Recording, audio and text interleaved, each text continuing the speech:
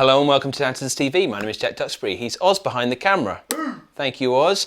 And thank you, Universal Audio, who have made it possible for me to try out the new Max dual compressor pedal. We're going to try something new, which is I'm going to don some headphones.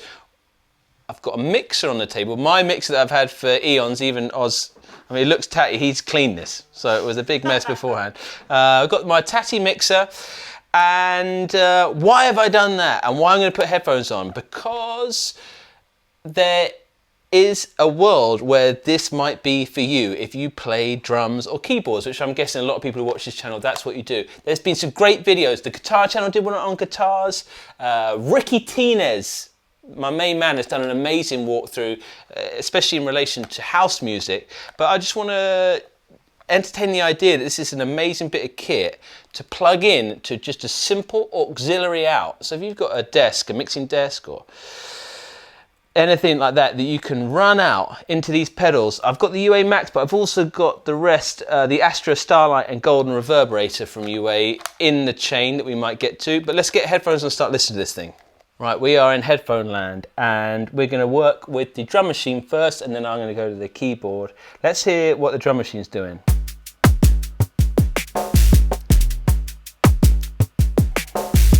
Cool, so we got that drum machine, that rhythm going. Let's turn on the Max. What a disaster. Well, it's not a disaster. That's because one of the best bits about this line of products from UA is that they have idiosyncratically modelled the bits of hardware faithfully, even in the way the digital recreation works on the pedal. So I'm in FET 1176 mode. That brings us to what's in it, right? So you've got two stereo compressors, full stereo compressors that you can have on separately, in parallel or in series. I've got it run in the exclusive mode, which means essentially only one can be on at a time, and I find that easier, hopefully easier for you to hear the different types of compression as well. So we've got 1176 in there, a famous hardware compressor from Universal Audio themselves, an LA2A, also super famous, but also a Dynacomp model, which the guitar guys did a great job in demoing. I'm really interested in the 1176 and LA2A, and I'll show you why. Let's get this playing again and explain the idiosyncrasies of the unit.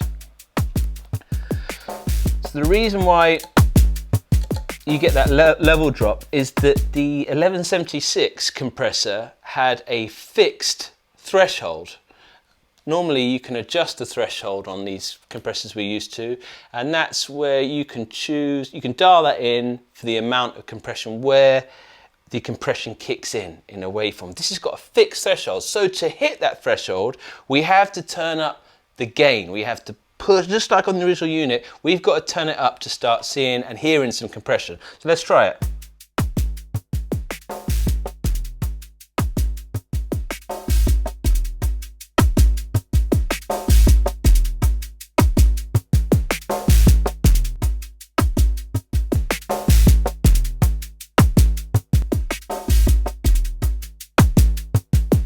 So I've got the little level meters here. I'm going to try gain match as much as I can as we go through without stop starting. We have the ratio set to off, so even though we're up to a decent unity gain here, we actually haven't turned on any compression. So I'm going to go to 4, which means 4:1 ratio compression. And there we go.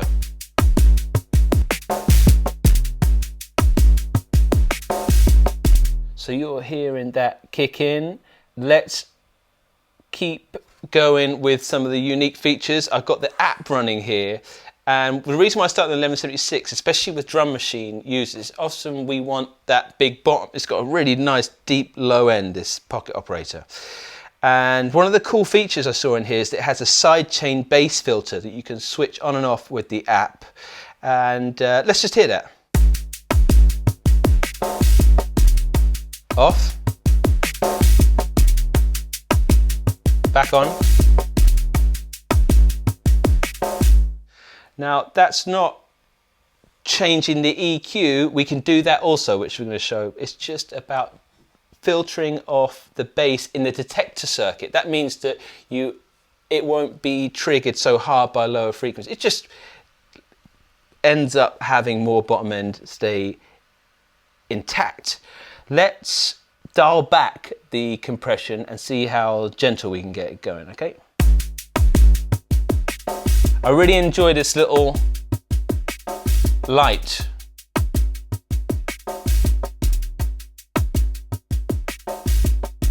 I can really, what's nice is, unlike other pedals where I've got digital readouts or I'm using a plug-in, I can see everything, I've kind of got to use my, well, I don't kind of, I've got to use my ears. When I turn it off, listen, we got a big level drop there, even with the output, but I could make that up on this end.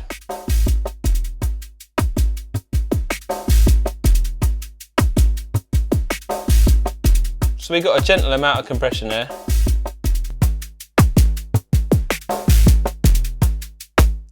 Let's crank up the ratio and see what happens.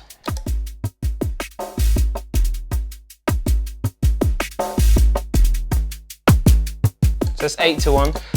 The other, let's just get to where we want to go. We either want gentle compression or we want character, and this is what this is all about. And my idea is that as a channel strip, a hardware channel strip, for people, if you've used console, UAFX, that's the whole magic of Universal Audio. It's this idea of they've put the digital products into DSP before you get into processors, before you get into your recording software. So it gives you that feeling of the hardware gear. And now they've got it in pedals, and we're getting it. We're getting that hands-on control. And I think that this, along with a few of their other pedals, you could, it's like having all these incredible bits of hardware, analog gear at your fingertips.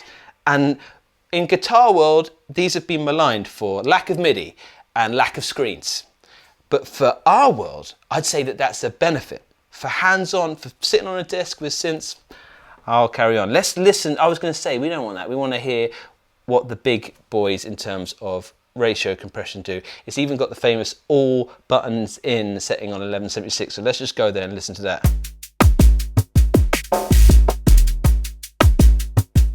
So that's a little bit louder.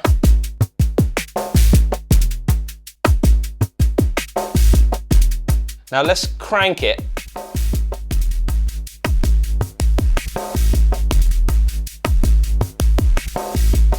Another idiosyncrasy, instead of the attack, it's probably the other way around to the way you think about it. So at the moment, this is the slowest attack and also the quickest release. So it's going to have the slowest clamp on and quickest release of the sound. Let's listen to that.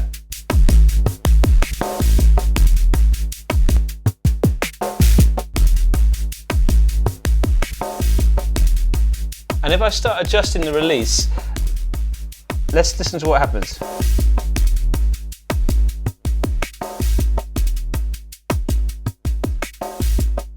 See, I'm slowing the release, so the whole beat is staying more in compression. We've lost all the transient there.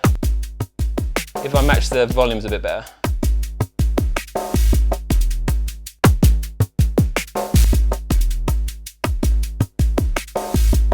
Dial back the compression.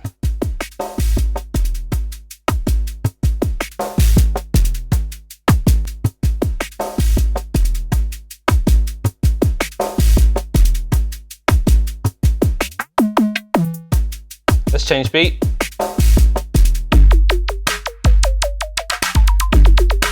Oh yeah, we're rocking.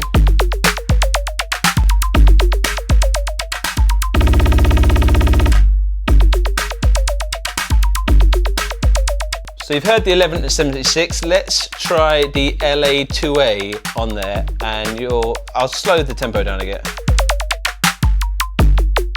And we'll go back. Here's another bit. Once you've got your head around it and you've memorized these things on these pedals, I've really enjoyed the last few days with it.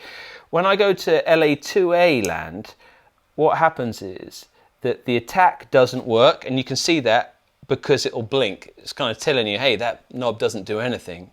And the release at noon will be the release modeled after the unit. I won't go on about the units because you can Google that yourself, and I'm sure you probably know about it already. And if you don't, just Google it, LA2A.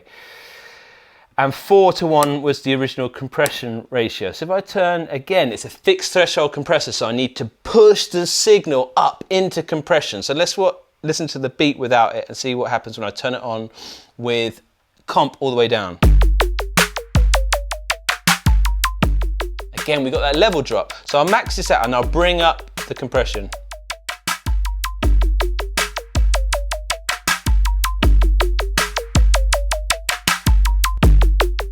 So that's without it on.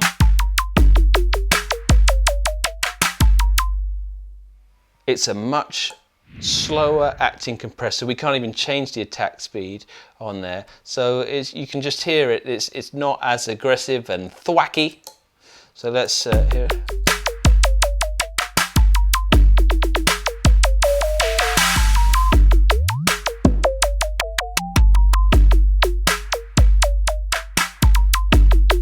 Let's crank it out, see what happens.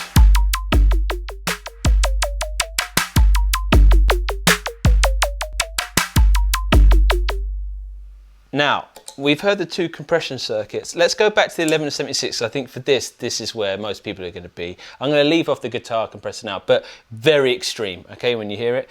Let's go in here and set up a tasteful amount of compression, then add some drive.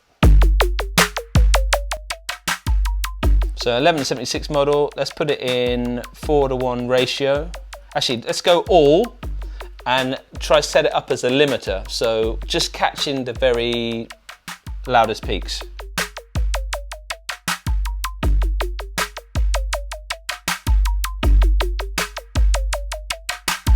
Match the volume with the output.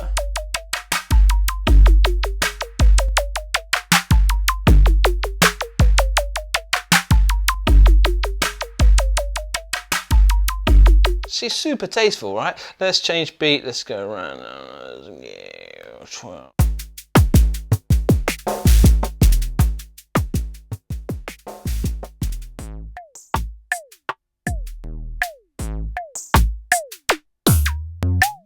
Cool. We've got that on. Now, here's the last bit of magic, is that we've got a 610 preamp emulation. What's that? Well, the Universal Audio 610 was a valve preamp, and we can turn that on. As soon as I get above 0, you'll hear it. It's pretty drastic.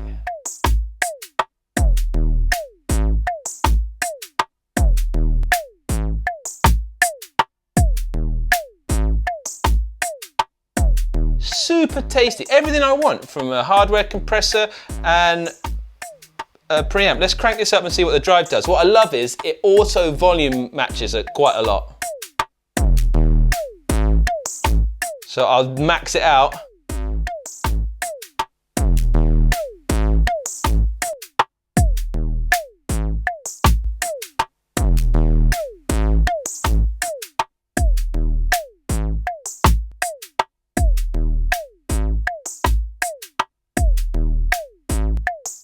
Now, we got that running. What I found very important here was the UA610 preamp low and high EQ controls that are in the app. So if I turn it on again, and then get the preamp working,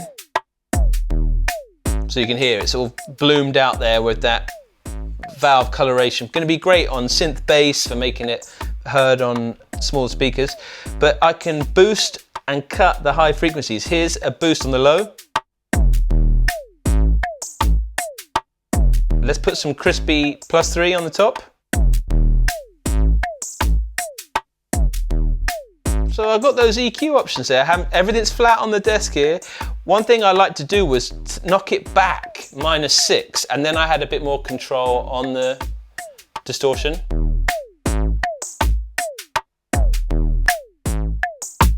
Let's try a different beat.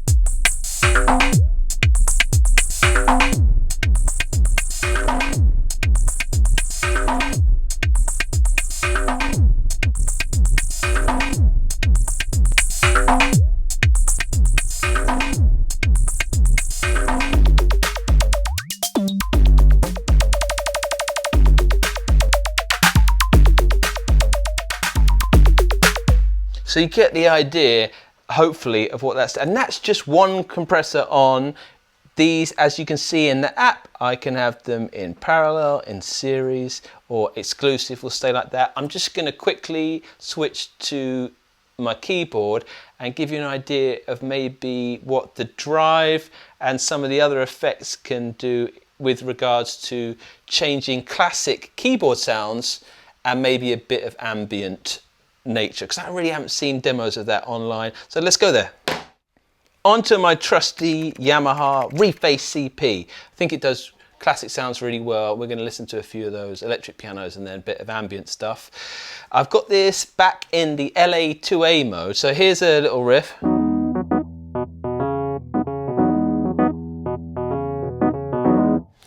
And I'll turn this on.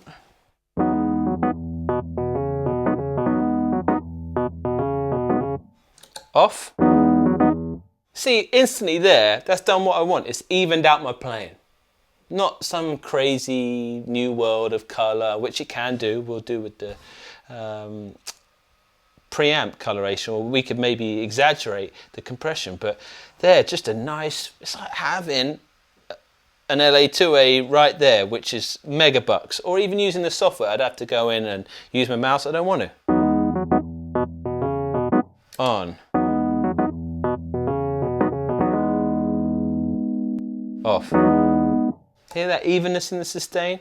That's really cool. Let's hear it on a clap sound and see what happens.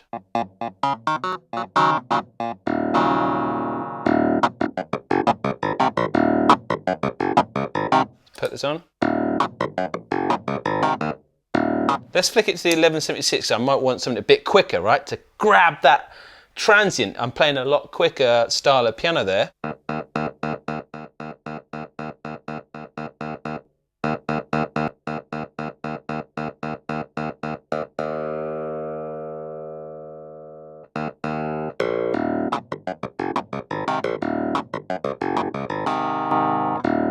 Okay, so that's a lot louder.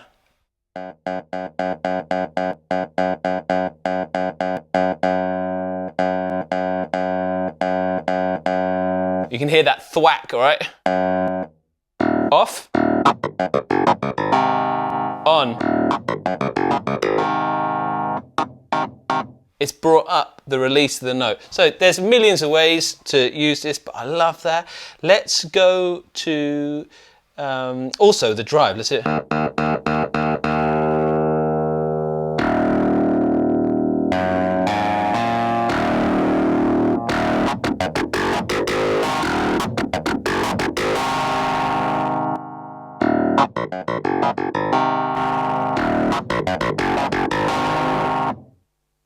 Bit of ambient. What do I mean by that? I want to get a wash going and then maybe use the preamp to give me some fuzz, simulate some like tape analog goodness, which I think is applicable to a lot of people out there who maybe watch this. And then I'll use some of the effects on here as well. If I flick it to digital delay on here, it kind of works like a little micro looper and I can play in stuff. Let's have a listen.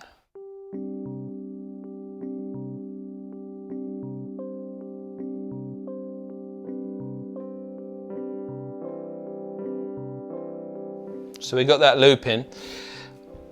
Let's go to the LA2A.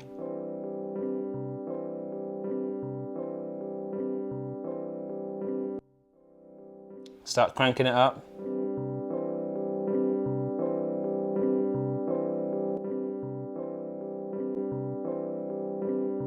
I'm going to use that mainly for coloration. Let's get a big reverb going.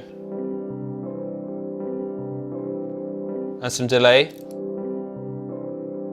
And check this out about the analog memory man. It's called Analog DM, Deluxe Memory Man. Check this out.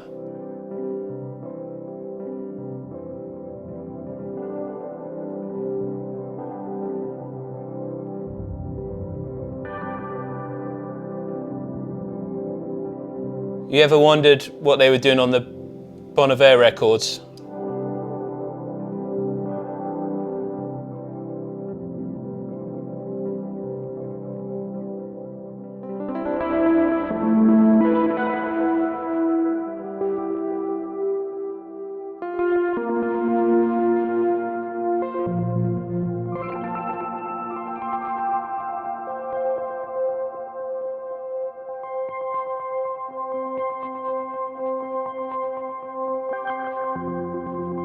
That's just changing the division time on here. You get these beautiful pitch jumps. Let's bring in some of the dirt using the 610.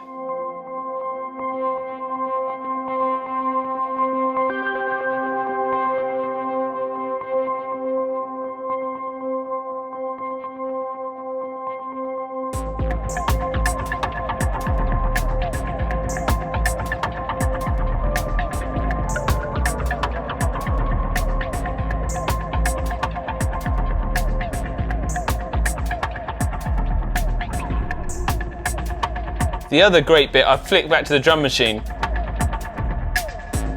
is that you can get the tempos going.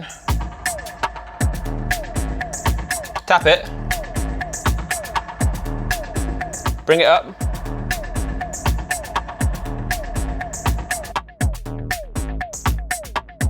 and change divisions.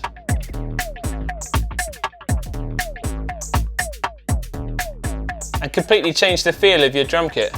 That's with the compressor on, off, on.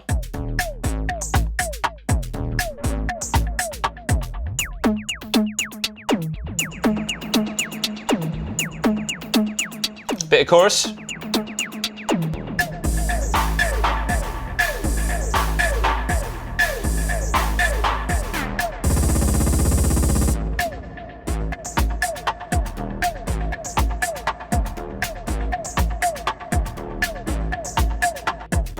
Percussion plate.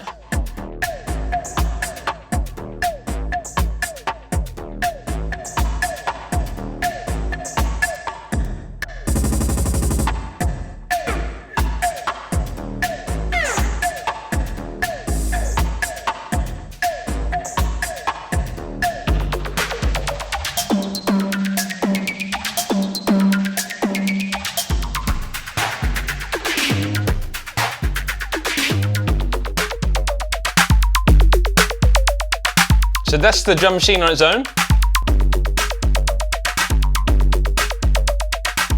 Let's flick it into the 1176. Get a smack in.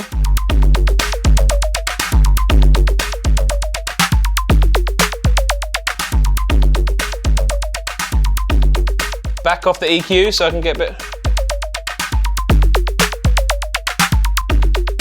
It's just shaving off all the transients like a valve preamp would.